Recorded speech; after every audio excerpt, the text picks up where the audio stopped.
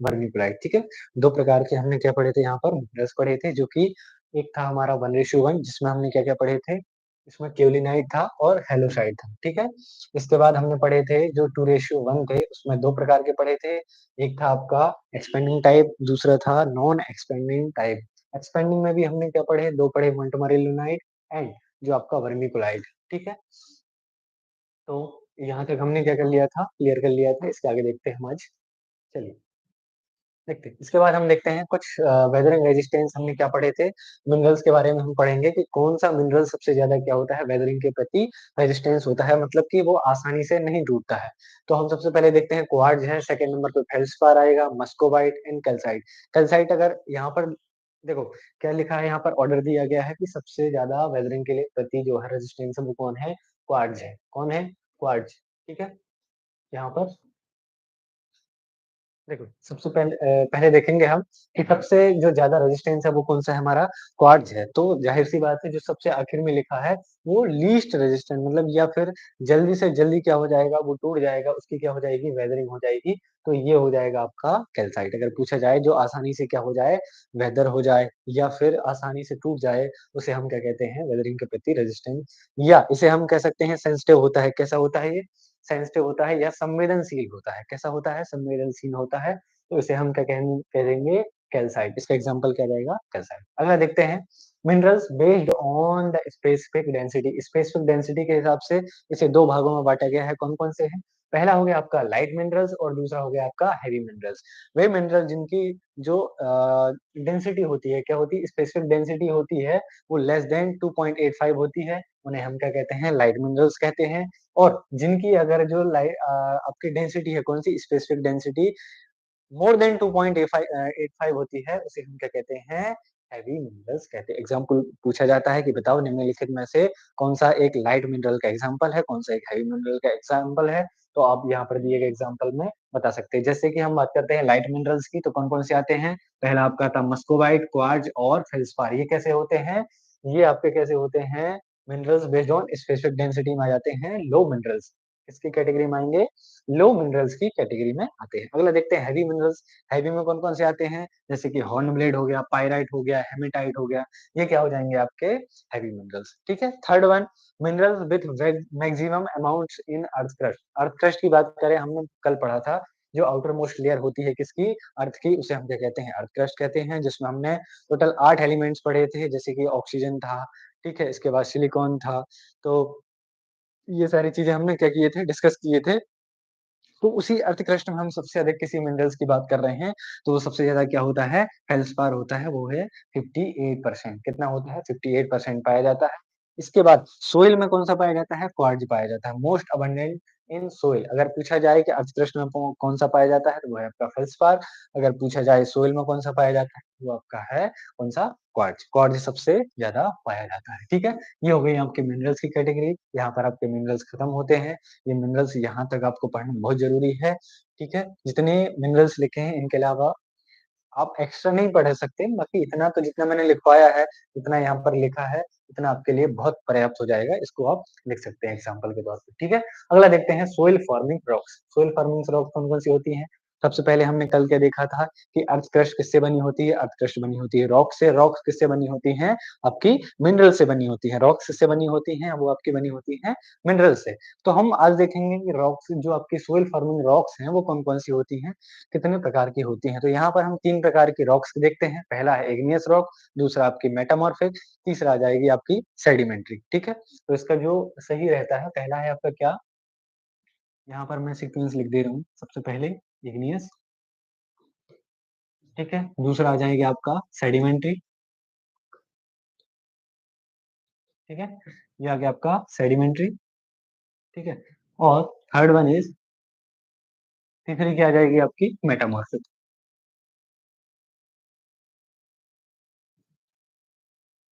Metamorphic, ठीक है? Igneous को क्या बोलते हैं हम? इग्नियस को अग्नि चट्टानें बोलते हैं, सेडिमेंट्री का मतलब क्या है? पातालिक चट्टानें होती हैं और मेटामॉर्फिक का मतलब क्या होता है? रूपांतरित चट्टानें होती हैं। तो देखो सबसे पहले हम पढ़ेंगे किसके बारे में? इग्नियस के बारे में। इग्नियस क्या होती हैं? ये इन्हें हम पैरेंट्स रॉक्स भी कहा जाता है। ये किस प्रकार से बनती हैं? जो आपका मेल्टन जो मैग्मा होता है, ठीक है? मोल्टन मैग्मा होता है, जो आपका क्या होता है लावा होता है, उसके ठंडा होने के बाद जो रॉक्स बनती हैं, उन्हें क्या कहते हैं हम? उन्हें हम कहते हैं इग्नियस रॉक्स। यहाँ पर लिखा है these are formed during the origin of earth, ठीक है? And are therefore called as primary और पैरेंट रॉक भी कहा जाता है। इन्हें क्या कहा जाता है? पैरेंट्स रॉक भी कहा जाता है क्योंकि सबसे पहले जो फॉर्मेशन होता है, वो इन्हीं रॉक्स का फॉर्मेशन होता है। जैसे ही आपका यहाँ पर लिखा हुआ है कि अर्थ के जो ओरिजिन के समय ही बनी है, ठीक है? तो इन्हें हम क्या कह देंगे? प्राइमरी रॉक्स कह देंगे। अगला है कि जो आपके कैरेक्टरिस्टिक्स हैं वो कौन-कौन से हैं, इसके कौन-कौन से गुण पाए जाते हैं।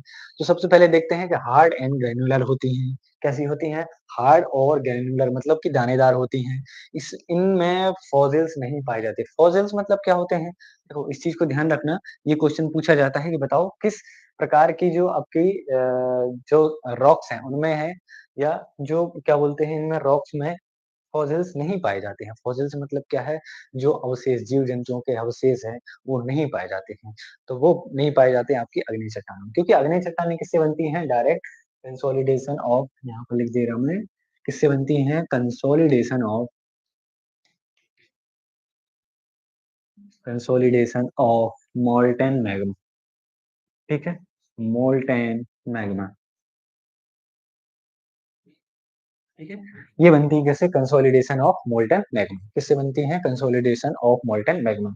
ये लावा के ठंडे होने के बाद ही जो बनती हैं रॉक्स, तो वो तो आपका क्या है लावा है, तुरंत आपका क्या है गरम है, लावा है, तो इस प्रकार से फॉसिल्स के आपके प्रेज़ेंट होने के कोई चांसेस नहीं बनते इसमें। अगला है कंटेन्स मैनी वैल्यूएबल मिनरल्स, इसमें क्या पाए जाते हैं? विभिन्न प्रकार के मैन्युअल जो है वैल्यूएबल आपके मिनरल्स पाए जाते हैं जैसे कि ग्रेनाइट है, ठीक है? एग्ज़ाम्पल कौन-कौन से जाएँगे? Granite, diorite, rhyolite, basalt and gabbro. ये किसके एग्ज़ाम्पल हैं आपके? आग्नेय चट्टानों के। इसको आपको वेरी इम्पोर्टेंट है, इसको आपको मार्क कर लेना है। बस इनको याद रखिए, बाकी चीज़ आप रखेंगे, ना रखेंगे उससे कोई फ़र्क नहीं पड़ता। लेकिन आपको एग्ज़ाम्पल पूछे जाते हैं, एग्ज़ाम में सिर्फ़ एग्ज़ाम्पल आएँगे तो पूछा जाएगा बताइए निम्नलिखित में से कौन-सी आग्नेय चट्टानें हैं? तो यही बताना है ग्रेनाइट, गैब्रो, डायोराइट, ठीक है? आपकी रायोलाइट, बेसाल्ट और गैब्रो आ जाएगी, ठीक है? तो ये हो गई आपकी इग्नियस रॉक्स या आग्नेय चट्टानें। आग्नेय चट्टानें क्या होती हैं? जो मैग्मा के कंसोलिडेशन से बनती हैं। इन्हें प्राइमरी रॉक्स या पैरेंट्स रॉक्स भी कहा जाता है। साथ ही साथ इनके कैरेक्टरिस्टिक्स क्या होते हैं कि ये कैसी होती हैं? हार्ड और ग्रैन्युलर होती हैं। इसके साथ ही साथ इसमें फॉसिल्स नहीं पाए जाते हैं और इनमें एक से ज़्यादा क्या पाए जाते हैं? आपके मिनरल्स पाए जाते हैं, वैल्यूएबल मिनरल्स पाए जाते हैं। ये हो गई आपकी क्या अग्नेय चट्टानें। अगला देखते हैं सेडिमेंट्री रॉक्स। सेडिमेंट्री रॉक्स क्या होती हैं? दीज़ जो रॉक्स हैं are formed by the consolidation of sediment derived from the breakdown of pre existing rocks. अब क्या होता है देखो इसमें कि जो आपकी प्री एक्जिस्टिंग रॉक्स हैं, उनके टूटने के बाद ये कैसे बनती हैं? यहाँ पर डेफिनिशन पे ध्यान दो। Formed by consolidation of sediments derived from the breakdown of pre existing rocks. उनके सेडिमेंटेशन मतलब कि जमाव के द्वारा जो बनती हैं, उन्हें क्या कहते हैं हम? सेडिमेंट्री रॉक्स कहते हैं। The sediments are transported by wind or water, then deposited and cemented to form a sedimentary rocks. अब मैं अच्छा सा एक एग्जांपल देता हूँ जिसके ज़रिए आप समझ सकते हैं कि मान के चलिए ये कोई एक रॉक्स है यहाँ पर, ठीक है?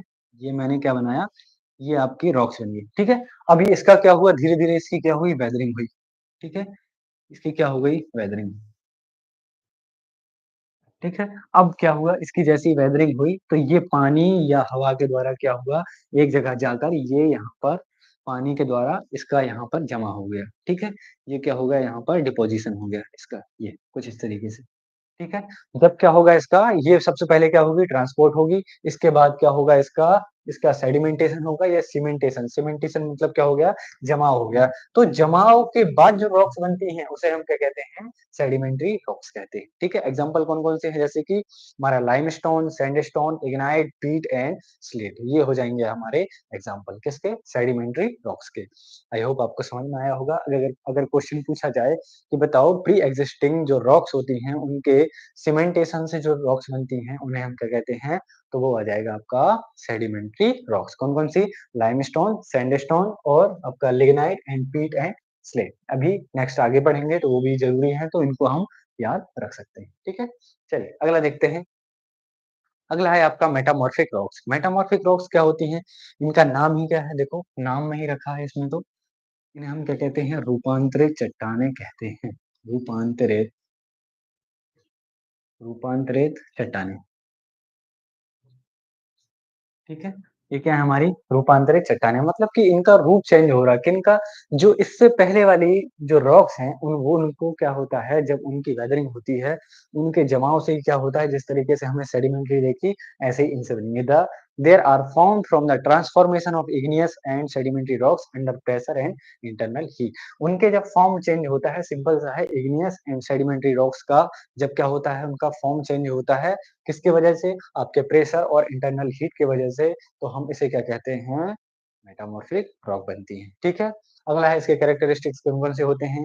ये कैसी होती हैं? क्रिस्टलाइज़ होती हैं, हार्ड होती हैं and different from their original form. Their original form मतलब कि ये जो इनका ओरिजिनल फॉर्म है, उससे क्या होती हैं? बहुत अलग होती हैं। जैसे कि लाइमस्टोन से क्या बनती है? मार्बल बनती है, मार्बल देखा होगा आपने, ठीक है? सैंडस्टोन से क्या बनती है? यहाँ पर बनती है क्वार्टज़ाइट बनती है, ठीक है? ग्रेनाइट से क्या बनती है? आपकी नीज बनती है, स्लेट से क्या बनती है? शिस्ट बनती है। अब अगर सेम एग्ज़ाम्पल यहाँ पर पूछ लिया जाए, ठीक है? मैं यहाँ पर एक क्वेश्चन बना देता हूँ, ठीक है? हाँ, बताओ, यहाँ पर देखो एक ही क्वेश्चन बना दे रहा मैं यहाँ पर, बताओ ये 4 ऑप्शन दिए गए हैं, निम्नलिखित में से कौन-सी जो आपकी रॉक्स है, वो इनमें से सेडिमेंट्री रॉक नहीं है? सेडिमेंट्री रॉक नहीं, लाइमस्टोन नहीं है, सैंडस्टोन नहीं है, ग्रेनाइट नहीं है, स्लेट नहीं है। बताओ चारों में से कौन है?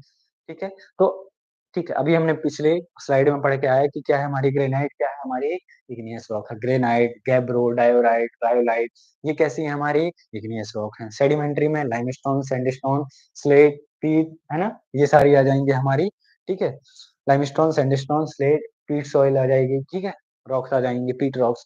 तो ये फॉर्म कैसे चेंज हो रहा है? लाइमस्टोन से कौन बन रहा है? मार्बल बन रहा है।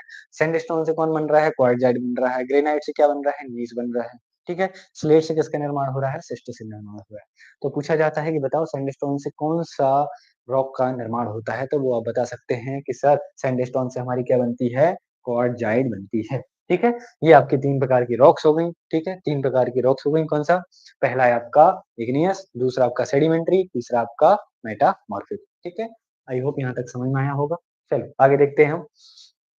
अगला देखते हैं वेदरिंग की प्रोसेस, ठीक है? Weathering of rocks. मिट्टी कैसे बनती है? जब आपकी चट्टानें टूटती हैं, तो उससे क्या बनती है आपकी मिट्टी। तो वो जो चट्टानें आपकी टूट रही हैं, जो वेदरिंग हो रही है, वो किन-किन, किस-किस प्रोसेस से गुज़र के आपकी सॉइल बनती है, उसके बारे में हम यहाँ पर चर्चा करेंगे। सबसे पहले देखते हैं weathering is the process of disintegration of rocks and soil formation. उनके टूटने और सोइल मिट्टी के बनने को हम क्या कहते हैं? वेदरिंग ऑफ रॉक्स कहते हैं, ठीक है? देयर आर 2 टाइप्स या 3 टाइप्स बोल सकते हैं वेदरिंग। पहला आपका फिजिकल हो जाएगा, ठीक है? पहला फिजिकल, दूसरा बायोलॉजिकल, तीसरा आपका chemical. Chemical, biological and physical. Physical में कौन-कौन सी चीज़ें आ जाएँगी जैसे कि हमारा टेम्परेचर टेम्परेचर आ जाएगा, ठीक है? इसके बाद हमारा वाटर आ जाएगा। यहाँ पर देखते हैं this type of weathering occurs due to physical factors like water, air, temperature change, अगला अर्थक्वेक्स एंड वोल्केनिक एक्टिविटी। जो भी हमारी फिजिकल चीजें हैं उनके द्वारा जब क्या होती है वेदरिंग होती है, उसे हम क्या कहते हैं? फिजिकल वेदरिंग कहते हैं। जैसे कि एग्जांपल क्या क्या बोला मैंने, जैसे वाटर हो गया, एयर हो गया, इसके साथ ही साथ टेम्परेचर, टेम्परेचर के साथ अर्थक्वेक्स, हमारे क्या भूकंप आते हैं, इसके साथ साथ ज्वालामुखी का फटना, ये सारी चीजें कहा जाएंगी हमारी वेदरिंग, फिजिकल वेदरिंग में आ जाएँगे। अगला देखते हैं, अगला है हमारा chemical weathering. This involve chemical process such as oxidation, reduction, hydrolysis, hydration, and dehydration and carbonation। अगला है हमारा बायोलॉजिकल। बायोलॉजिकल में क्या होता है? कुछ माइक्रो ऑर्गेनिज्म होते हैं या ह्यूमन एक्टिविटीज इसमें क्या होती है? इन्वॉल्व होती है, कंट्रीब्यूट टू बायोलॉजिकल। इसके एग्जांपल दे सकता हूँ मैं, जैसे वेजिटेशन में हम बात करते हैं लाइकेन्स। क्या होती हैं? लाइकेन्स। इसका एग्जांपल लिख लो। बायोलॉजिकल वेदरिंग का क्या जाएगा हमारा? लाइकेन्स। लाइकेन्स किसका एग्जांपल है? बायोलॉजिकल वेदरिंग का, ठीक है? तो 3 प्रकार की हमने वेदरिंग देखी, पहला फिजिकल, दूसरा हमारा बायोलॉजिकल, तीसरा केमिकल। अगला है हमारा सोइल कंस्टिट्यूएंट्स या फिर हम बोल सकते हैं मृदा के घटक। मृदा को किसने 4 भागों में हम बाँटते हैं, 4 इसके मेन कंपोनेंट होते हैं water, air, organic matter and mineral matter, ठीक है? तो यहाँ पर देखते हैं मिनरल मैटर कितना पाया जाता है? 45%, ऑर्गेनिक मैटर कितना होता है? 5%, अगला है हमारा वाटर कितना? 25%, एयर कितना है? 25%। अगर पूछा जाए कि बताओ पानी का कितना प्रतिशत भाग जो आपका घटक है पानी, वो कितना प्रतिशत पाया जाता है मिट्टी में, तो वो हो जाएगा 25%। एयर कितना है आपका 25%, ऑर्गेनिक मैटर 5%, ये 45%, टोटल कितना हो गया आपका यहाँ पर 100%। ये कितना हो गया आपका 100%, ठीक है। आई होप ये हमारे क्या हो गए मिनरल मैटर, अगला है ऑर्गेनिक मैटर। देखो ये 4 जो चीजें हैं, सबसे पहले हम बात करते हैं मिनरल मैटर की। तो मिनरल कहाँ से आता है? आपकी रॉक से आता है, ठीक है। ये आपका पैरेंट मटेरियल से आता है, या रॉक या पैरेंट मटेरियल, ठीक है। हुँ, ठीक है। अगर सोइल आपकी बन रही है, सोइल फॉर्म हो रही है, तो वो किससे बन रही है? वो किसी न किसी रॉक से बन रही है, वो किसी न किसी किससे बन रही है? चट्टान से बनती है। और हर एक रॉक में कम से कम कितना? कम से कम एक आपका क्या पाया जाता है? कम से कम यहाँ पर लिख सकते हैं अपन लोग कैसे? कम से कम एक आपका मिनरल पाया जाना चाहिए, कम से कम एक मिनरल पाया जाना चाहिए। तो मिनरल मैटर कहाँ से आएगा आपका? आपकी रॉक से आएगा। अगला है ऑर्गेनिक मैटर। ऑर्गेनिक मैटर किससे मिलेगा? ऑर्गेनिक मैटर हमारा जो भी जीव-जंतु, जो आपके पेड़-पौधे, ठीक है? ये सब चीज़ों के डिकम्पोज़िशन से क्या बनेगा हमारा? Organic matter. और ऑर्गेनिक मैटर किस चीज़ का सोर्स है मिट्टी में? वो है आपका नाइट्रोजन का।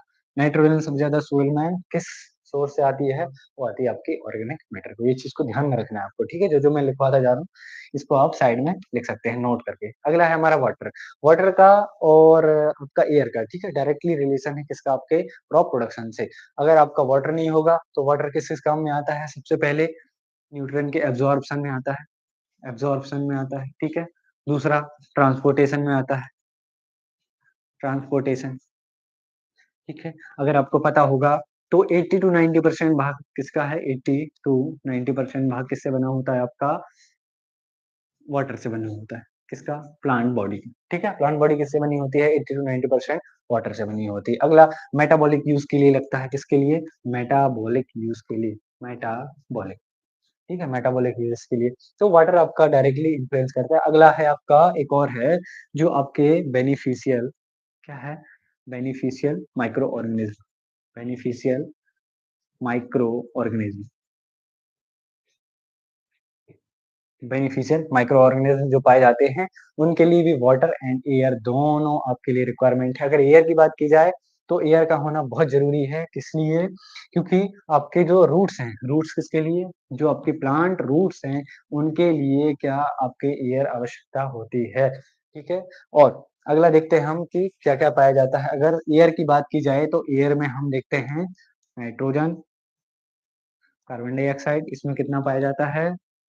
79%, ठीक है। कार्बन डाइऑक्साइड कितनी पाई जाती है?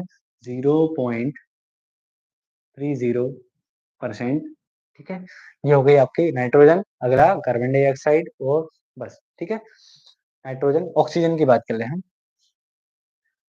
यहाँ पर, ये थोड़ा रॉन्ग हो गया। सबसे पहले देखते हैं हम ऑक्सीजन 20.9%, ठीक है। CO2 देखते हैं हम कितना 0.30%। अगला क्या देखते हैं हम? नाइट्रोजन, नाइट्रोजन कितना होता है? 79%। ये किसका हो गया आपका? ये एयर में, सोइल एयर में आपका कितना परसेंट ऑक्सीजन, कार्बन डाइऑक्साइड और नाइट्रोजन पाया जाता है? तो ये आप लिख सकते हैं 20.9%, CO2 आ जाएगा 0.30, नाइट्रोजन आ जाएगा 79%, ठीक है? ये हो गया। चलो अगला देखते हैं। अगला देखते हैं यहाँ पर दिया है जैसे मैंने समझाया यहाँ पर, these are the major component of soil, mineral particles are divided into 3 categories. Minerals particles कौन-कौन से होते हैं? 3 होते हैं हमारे मेन, क्या होते हैं? सैंड होता है, सिल्ट होता है, क्ले। ये 3 हमारे क्ले पार्टिकल्स होते हैं। Have the maximum water holding capacity, clay की सबसे ज़्यादा क्या होती है? वाटर होल्डिंग कैपेसिटी होती है। ये पॉइंट को याद रखना कि क्ले पार्टिकल्स की सबसे ज़्यादा क्या होती है? वाटर होल्डिंग कैपेसिटी होती है। इसके साथ ही साथ ये फर्टाइल होती हैं, followed by silt and sand, ठीक है? तो जो मिनरल पार्टिकल्स है contribute 75% of total weight of soil. अगला है ऑर्गेनिक मैटर। ऑर्गेनिक मैटर कहाँ से मैंने बताया? Found by plant and animal residue, soil near forest और ऑर्गेनिक रिच एरियाज, ठीक है? ये क्या होते हैं? जो भी आपके फॉरेस्ट एरियाज के जो नियर होते हैं, सभी प्रकार की जो सोइल होती हैं, वो क्या होती हैं? ऑर्गेनिक रिच होती हैं। क्योंकि वहाँ पर आपको दोनों चीज़ मिल जाएँगी, आपको प्लांट और एनिमल रेसिड्यू, आपको दोनों प्रकार के रेसिड्यू मिल जाएँगे। तो ये हो गया आपका मिनरल, ठीक है? अगला है आपका अगला क्या है? अगला देखते हैं हम यहाँ पर सोइल वाटर। सोइल वाटर मैंने यहाँ पर बताया, soil water is found in the pores of the soil, about 25% of soil volume is water. कितना पाया जाता है? 25% पाया जाता है, ठीक है? ये किसमें प्रेज़ेंट होता है? पोर्स में प्रेज़ेंट होता है। अब इसमें 2 प्रकार के पोर्स आते हैं, पहला है आपका मेजर या मैक्रो, दूसरा माइक्रो, ठीक है? दूसरा आपका क्या है? माइक्रो पोर्स, ठीक है? मेजर या माइक्रो पोर्स क्या होते हैं? जिनकी 0.5 एमएम, 0.5 एमएम से जो ज़्यादा होते हैं, जो ज़्यादा बड़े पोर्स होते हैं, उन्हें क्या कहते हैं? मैक्रो। और 0.5 एमएम से कम जिनका साइज़ होता है पोर का, उन्हें हम क्या कहते हैं? माइक्रो पोर्स कहते हैं। एयर के बारे में बात करें, soil air occupy the space between soil particle and not filled by the water. वो पोर्स, वो जगह जो क्या है, वाटर ने नहीं घेरा है, वाटर ने नहीं ऑक्यूपाई किया है, उसमें हमारी क्या प्रेज़ेंट होती है? आपकी सोइल एयर प्रेज़ेंट होती है। उसके अंदर क्या प्रेज़ेंट होती है? सोइल एयर प्रेजेंट होती है। तो चारों चीज़ों के बारे में पढ़ लिया। मिनरल मैटर आपका कितना 45%, ऑर्गेनिक मैटर आपका कितना 5%, एयर 25%, वाटर 25%, ठीक है? चलिए अगला देखते हैं। नेक्स्ट अगला देखते हैं physical properties of soil. Physical properties of soil, इसके बारे में हमने पहले चर्चा कर चुके हैं। सबसे पहले देखते हैं हम सोइल सेपरेट्स या सोइल पार्टिकल्स कितने प्रकार के होते हैं? 3 प्रकार के होते हैं। मेजर जो होते हैं 3 होते हैं। पहला होता है सैंड, दूसरा होता है सिल्ट, तीसरा होता है क्ले। अब इन तीनों के बारे में हम पढ़ेंगे कि इनका साइज कैसा होता है, पार्टिकल साइज कितना होता है। मुख्य ये है, इसमें वेरी आईएमपी लगा सकते हो आप कि ये पूछता ही पूछता है। ये क्वेश्चन इससे बनेगा ही बनेगा, तो आप इससे अच्छे से याद कर सकते हैं, ठीक है? सबसे पहले कोरसेंट कोरसेंट का कितना है 2 से लेके 0.2 एमएम, फाइन सैंड का कितना आता है 0.2 से 0.02 एमएम, अगला है सिल्ट, सिल्ट का कितना है 0.02 से 0.002%, अगला आ जाएगा क्ले लेस देन 0.002%। अब फिर से एक बार करते हैं, रिपीट करते हैं। सबसे पहले अगर हम बात करें तो आपकी कोर सैंड, ठीक है? कोर सैंड का कितना होता है 2 से लेके 0.2 एमएम तक। अगला है आपका फाइन सैंड का कितना होता है 0.2 से लेके 0.02 एमएम। अगला आ जाएगा सिल्ट, सिल्ट का 0.02 से 0.002 एमएम। और अगला लेस देन 0.002। जितना कम आपका क्या है, छोटे पोर रहेंगे, उतनी ज्यादा क्या होगी आपकी वाटर होल्डिंग कैपेसिटी रहेगी, ठीक है? इसकी सबसे ज्यादा क्या होती है? वाटर होल्डिंग कैपेसिटी, ठीक है? Water holding capacity. आ गई समझ में? ठीक है? चलिए, तो यहाँ पर क्ले हो गया हमारा, सैंड, सिल्ट एंड क्ले तीनों के बारे में हमने बात की। पहली जो आपकी प्रॉपर्टी हो गई वो क्या हो गई? सोइल सेपरेट या soil particles. Soil is the mixture of different size particle classified into a sand, silt and clay. The particles are categorized in their size, ठीक है? अकॉर्डिंग टू उनका पार्टिकल साइज के हमने कितने भागों में बाँटा? उसे 3 भागों में बाँटा, उसके साइज को पढ़ा। अगला देखते हैं। अगला है हमारा सोइल स्ट्रक्चर। सोइल स्ट्रक्चर क्या होता है? The arrangement of soil particles, sand, silt and clay को अरेंजमेंट को हम क्या कहते हैं? सोइल स्ट्रक्चर कहते हैं। इन तीनों के अरेंजमेंट को हम क्या कहेंगे? सोइल स्ट्रक्चर कहेंगे। और अगर इसके नेक्स्ट में हम देखें, ठीक है? यहाँ पर अगर हो तो चलिए आगे देखते हैं, मैं एक बार उसको बता ही दे रहा हूँ। सोइल डेंसिटी, यहाँ पर सोइल टेक्सचर कहाँ गया? चलिए, यहाँ पर है नहीं शायद, मैं उसको अलग से लिखवा दे रहा हूँ। हाँ, यहाँ पर है। ये देखो, हमने पीछे क्या पढ़ा? The arrangement of sand, silt and clay is called as soil structure. अगर हम बात करें सोइल टेक्सचर की, तो ये क्या कहता है? Relative proportion of sand, silt and clay size particle into the soil is known as soil texture. और ये चीज आपको ध्यान में रखनी है कि सोइल स्ट्रक्चर आपका चेंज हो सकता है, ठीक है? सोइल स्ट्रक्चर को हम चेंज कर सकते हैं, ठीक है? लेकिन सोइल टेक्सचर को हम चेंज नहीं कर सकते किसी भी प्रकार से, ठीक है?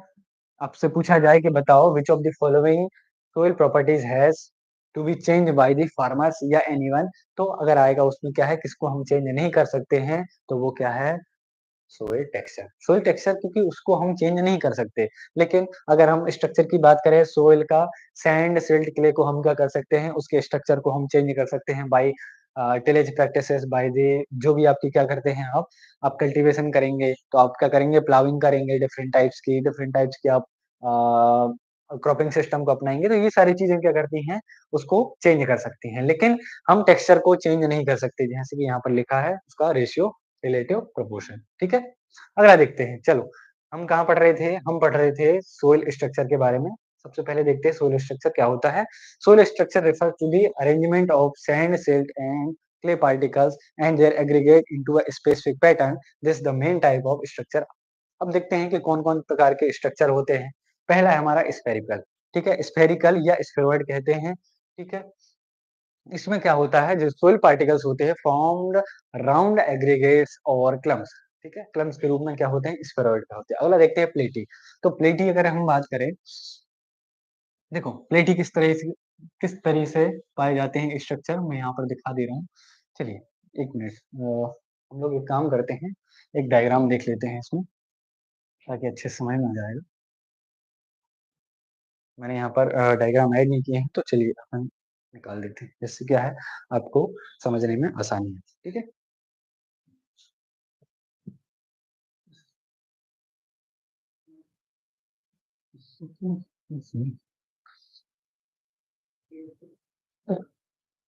Short description.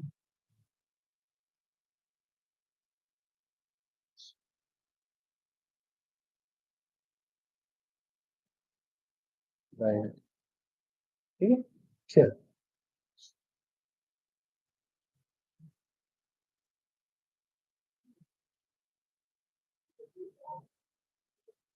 चलो हम यहाँ इमेज निकाल लेते हैं कोई अच्छी सी।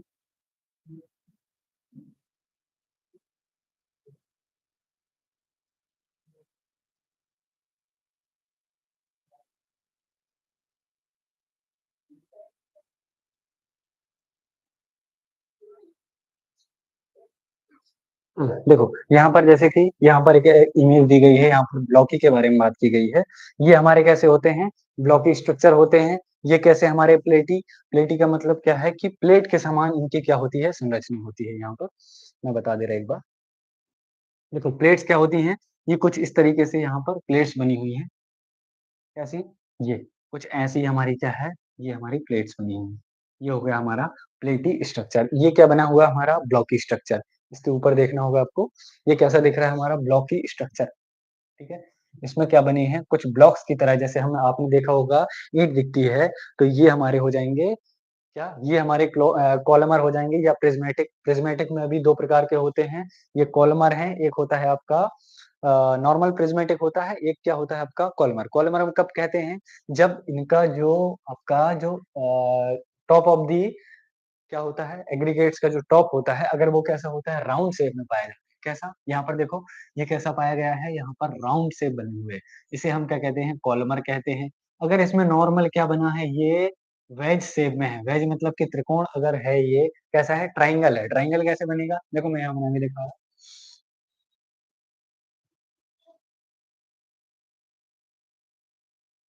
ये, ठीक है? ये देखा है आप? ये कैसा है इसका? त्रिकोण आकार है, लेकिन यहाँ पर जो दिखाया गया है वो कैसा है? वो ऐसा राउंड शेप है, ठीक है? तो इन्हें हम क्या कह देंगे? प्रिज़्मेटिक कह देंगे और इन्हें हम क्या कह देंगे? कॉलमर, ठीक है? कॉलमर या प्रिज़्मेटिक दोनों एक ही बात है, लेकिन अगर इनका जो शेप है वो कैसा है? राउंड है, तो उसे हम क्या कह देंगे? कॉलमर कह देंगे, ठीक है? अगर और कुछ डायग्राम है तो वो भी दिखा दे रहा हूँ। हाँ, ये हमारा फर्स्ट वाला ग्रेन्युलर। ग्रेन्युलर कैसा होता है? ग्रेन्युलर ये दानेदार होता है, तो इसे हम क्या कहते हैं? ग्रेन्युलर। ये आपका ब्लॉकी हो गया, वो आपका कॉलमर हो गया, ठीक है? इसके बाद ये प्लेटी हो गया, इसके बाद ये ये वाला दूसरा है, ठीक है? और देखते हैं हम, अगर कोई दूसरा डायग्राम दिख रहा है तो।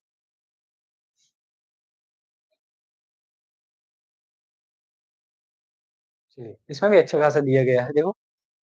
ठीक है? ये आपका ग्रेन्युलर दिया गया है, यहाँ प्रिज़्मेटिक देखो मैंने बताया ना कि अगर इनका कैसा ये त्रिकोण आकृति में है, तो इसे हम क्या कह देंगे? प्रिज़्मेटिक। अगर इसी में हम देखते हैं कि अगर उनका जो राउंड शेप है, वेज कैसा है उनका? राउंड शेप है, तो वो आ जाएगा कॉलम। अगला है प्लेटी। प्लेटी कैसी है? जैसे आपकी जो थाली रहती है इस प्रकार से प्लेट प्लेट टाइप की बनी है। यहाँ पर ब्लॉकी में भी एंगुलर होता है, एक सब एंगुलर होता है। सोइल एग्रीगेट ये आपका ग्रेन्युलर हो गया, जैसे आपने गिट्टी देखा होगा, स्टोन जो आप जिससे क्या बनाते हैं, जो आपका गारा बनता है, ठीक है? तो ये आपका हो गया ग्रैन्युलर, ठीक है? तो ये 3-4 प्रकार के होते हैं, ठीक है? उनके बारे में पढ़ना है हमें आगे। चलो, ठीक है? पहला हमने क्या पढ़ लिया? स्फेरॉइड पढ़ लिया, दूसरा क्या आ जाएगा? प्लेटी। प्लेटी कैसा होता है? इसमें प्लेट के समान संरचना होती है या लीफ फ्लेट्स के समान क्या होती है इसमें? संरचना पाई जाती है। चलो, और देखते हैं क्या दिया गया है, soil particles are arrange in relatively thin horizontal layers, जैसे कि आपका प्लेट्स हो गया, लीफलेट्स हो गया या लेंसेस। लेंसेस भी कैसे होते हैं, जनरली आपने देखा होगा, लेंस कुछ इस प्रकार के पाए जाते हैं। लेंस कैसे दिखते हैं आपके? ये कुछ ऐसे दिखते हैं आपके लेंस, कैसे? ऐसे, ठीक है? ये ये हो गई आपकी क्या? प्लेटी संरचना। ये कैसी हो गई आपकी? प्लेटी संरचना। ये, ठीक है? आए समझ में? तो प्लेटी कैसे दिखती हैं? प्लेट्स रहती हैं, लीफलेट्स होती हैं या लेंसेस में पाई जाती हैं। The size of these plates is typically 1 to 10 mm कितनी होती है? इनका जो साइज होता है वो थिकनेस कितनी होती है? 1 टू 10 mm होती है। This structure is common in the A horizon of the humid soil. A horizon आगे हम पढ़ेंगे, 4-5 प्रकार के होरिज़ोन पाए जाते हैं, तो ये किसमें पाई जाती है? ए होरिज़ोन में। इसमें मार्क कर लेना, किसमें पाई जाती है? ए होरिज़ोन में पाई जाती है। अगला अगला है हमारा प्रिज़्मेटिक। प्रिज़्मेटिक भी दिखाया मैंने। Soil particles are arrange in vertical prism like formation. Prism कैसा रहता है? आपने प्रिज़्म देखा होगा। मैं यहाँ पर बना दे रहा हूँ प्रिज़्म, ठीक है? जनरली कैसा बनता है प्रिज़्म? ये, यहाँ पर भी ये, ठीक है? ये बन गया आपका प्रिज़्म, ठीक है? लगभग में वैसे ही बना है ये, ठीक है? अगर इसको ही हम क्या करें, उल्टा कर दें, तो ये कैसा हो जाएगा? प्रिज़्मेटिक बन जाएगा। तो ये ऐसे हॉरिज़ॉन्टल ना होके ये किस प्रकार से होते हैं? कुछ इस प्रकार से वर्टिकली होते हैं। कैसे होते हैं? वर्टिकली पाए जाते हैं। कैसे पाए जाते हैं? वर्टिकली। अगर इनका कैसा है, त्रिकोण शेप है, तो इसे हम कह देंगे प्रिज़्मेटिक। अगर यही अगर राउंड शेप आ जाएगा तो उसे हम क्या कह देंगे? कॉलमर कह देंगे। अगला है ब्लॉकी। ब्लॉकी कैसे होते हैं? Soil particles are cube shape with flat faces and are 3 dimension of the aggregates are approximately same size. आपका कैसा दिखता है? ये क्यूब शेप में दिखता है, जैसे कि मैंने ऊपर दिखाया था। ये कैसा दिखता है? क्यूब शेप में दिखता है, लेकिन इसके जो डायमेंशन होते हैं वो सभी कैसे होते हैं? सेम पाए जाते हैं। सभी जो डायमेंशन होते हैं वो कैसे होते हैं? सेम पाए जाते हैं। ये हो गए आपके क्या? सोइल स्ट्रक्चर, ठीक है? अगला अगला है आपका सोइल डेंसिटी। देखो सोइल डेंसिटी क्या होती है? Soil density is the weight of per unit volume of soil. उसका किसका? वेट, पर यूनिट वॉल्यूम का जो वेट होता है उसे हम क्या कहते हैं? सोइल डेंसिटी कहते हैं। अब ये 2 प्रकार की पाई जाती है। पहली होती है आपकी बल्क डेंसिटी, दूसरी होती है क्या? Particle density. पहली क्या होती है? बल्क डेंसिटी, दूसरी होती है पार्टिकल डेंसिटी। तो सबसे पहले हम पढ़ेंगे बल्क डेंसिटी क्या होती है, ठीक है? Bulk density is the mass weight of a unit volume of dry soil including both solids and pore space. आपको ये रेंज याद रखना है। वो कितनी होती है? 1 टू, इसको ऐसा लिख लो, कितनी होती है? 1 टू 1.8 ग्राम पर सेंटीमीटर क्यूब, या इसे अप्रोक्सीमेटली कितना लिखा जाता है? ये लिखा है यहाँ पर 1.33 ग्राम पर सेंटीमीटर क्यूब। ये क्या होती है? बल्क डेंसिटी होती है। The weight of unit volume of dry soil including both solid and space, दोनों का क्या बोलते हैं? अगर हम यहाँ पर एक डायग्राम छोटा सा बनाते हैं, क्या? ये देखो डायग्राम, ये क्या हो गया हमारा? ये 1 यूनिट वॉल्यूम हो गया, ठीक है? ये आपका यूनिट वॉल्यूम हो गया। अब इसमें क्या है? आधा-आधा बाँट देते हैं इसको। ये आपका क्या हो गया? पोर स्पेस, ये क्या हो गया? सॉलिड स्पेस, ठीक है? ये क्या हो गया? पोर स्पेस और सॉलिड स्पेस। इन दोनों का वज़न क्या करते हैं हम? यूनिट वॉल्यूम सोइल का हम वज़न करते हैं, उसे हम क्या कहते हैं? बल्क डेंसिटी कहते हैं। आपको रेंज याद रखना है। चलिए आगे देखते हैं। अब देखते हैं कि कौन-कौन से फैक्टर अफेक्ट करते हैं किसको? बल्क डेंसिटी को। सबसे पहले ऑर्गेनिक मैटर कंटेंट, दूसरा आपका क्या आ जाएगा? Mineral composition, soil structure, porosity, types of soil and types of soil profile. Soil profile भी क्या करती है? मैटर करती है। तो ये आपके हो गए क्या? फैक्टर अफेक्टिंग डेंसिटी, ठीक है? अगला है पार्टिकल डेंसिटी। पार्टिकल डेंसिटी क्या है? The weight of unit volume of soil solids excluding pore space. उसमें हम क्या कर रहे थे? Solid plus pore space. क्या कर रहे थे हम? Solid plus pore space. Solid plus pore space दोनों का वजन ले रहे थे, लेकिन इसमें हम क्या कर रहे हैं? एक्सक्लूड ही कर रहे हैं पोर स्पेस को। हम सिर्फ सॉलिड का जब वजन लेते हैं, उसे हम क्या कहते हैं? Particle density. तो ये कितनी होती है? ये 2.65 ग्राम पर सेंटीमीटर क्यूब होती है। लेकिन इसको फैक्टर अफेक्ट कौन-कौन से करते हैं? Organic content and mineral composition. ये हो गई, आपको रेंज याद रखना है। 1.33 ग्राम पर क्यूबिक सेंटीमीटर किसका है? आपका पार्टिकल आपका बल्क डेंसिटी। इसके बाद आ जाएगा आपकी पार्टिकल डेंसिटी 2.65 ग्राम पर सेंटीमीटर क्यूब। ये क्या हो जाएगी आपकी? आपके पार्टिकल डेंसिटी। अगला है देखते हैं सोइल टेक्सचर। सोइल टेक्सचर के बारे में हम पढ़ ही चुके हैं कि सोइल टेक्सचर क्या होता है। Relative proportion of sand, silt and clay is known as soil texture. Based on these percentage soil are classified into 12 groups which are 6 are commonly important. ठीक है, इंपॉर्टेंट है, यहाँ पर देखना है आपको कि सैंडी सोइल में सैंड की मात्रा कितनी होती है, ये आपको याद रखना है। ठीक है, पहली क्या है आपकी क्लासिफिकेशन में, पहला आएगा आपका सैंडी सोइल। सैंडी सोइल में कितना सैंड परसेंट होता है, ये आपको बताना है। कितना, देखो सैंड, सिल्ट एंड क्ले तीनों के बारे में लिखा है यहाँ पर कि सैंडी सोइल में सैंड कितना होता है, सिल्ट कितना होता है, क्ले कितना होता है। इसी को हम क्या कहते हैं, सोइल टेक्सचर कहते हैं। आए समझ में बात में। ठीक है, अगला देखते हैं सिल्ट कितना होता है, 0 से 20%, क्ले कितना होता है, 0 से 20%। मेजर क्या पाया जा रहा है इसमें, सैंडी सोइल है तो उसमें सैंड की मात्रा सबसे अधिक होगी। अगला है सैंडी लोम। सैंडी लोम में क्या है, 50 से 80%, ये 50%, ये क्या आ जाएगा आपका 20%। अगला है लोमी सोइल। लोमी सोइल एक ऐसी सोइल होती है जिसमें तीनों का रेशियो जो प्रोपोर्शन होता है, सैंड, सिल्ट एंड क्ले तीनों का प्रोपोर्शन कैसा होता है, इक्वली होता है, उसे हम क्या कहते हैं, लोम सोइल कहा जाता है। अगला देखते हैं सिल्ट लोम क्या होती है। इसमें 50% क्या होती है, सैंड होती है, 50 से 100% सिल्ट होती है, एंड क्ले की मात्रा 20% होती है, 0 से 20%। लेकिन मेजर क्या पाया जा रहा है इसमें, 50 से 100% की अगर हम बात करें तो वो क्या पाया जा रहा है, सिल्ट पाया जा रहा है। ठीक है, अगला है क्ले लोम। क्ले लोम में क्या है, क्ले में देखते हैं सैंड की मात्रा 20 से 50%, यहाँ पर भी 20 से 50%, एंड क्ले की मात्रा 20 से 30%। ठीक है, अगला देखते हैं क्ले। क्ले में क्या आ जाएगा, सैंड की मात्रा 0 से 50%, 0 से 50 और 30 से 100% की मात्रा पाई जा रही है। ठीक है, अगला ये हो गई हमारी रेशियो प्रोपोर्शन। ये अक्सर पूछा जाता है, तो बताओ सैंडी सोइल में सैंड की कितनी मात्रा होगी, तो अब उसे हम क्या कहेंगे, सैंड कहेंगे।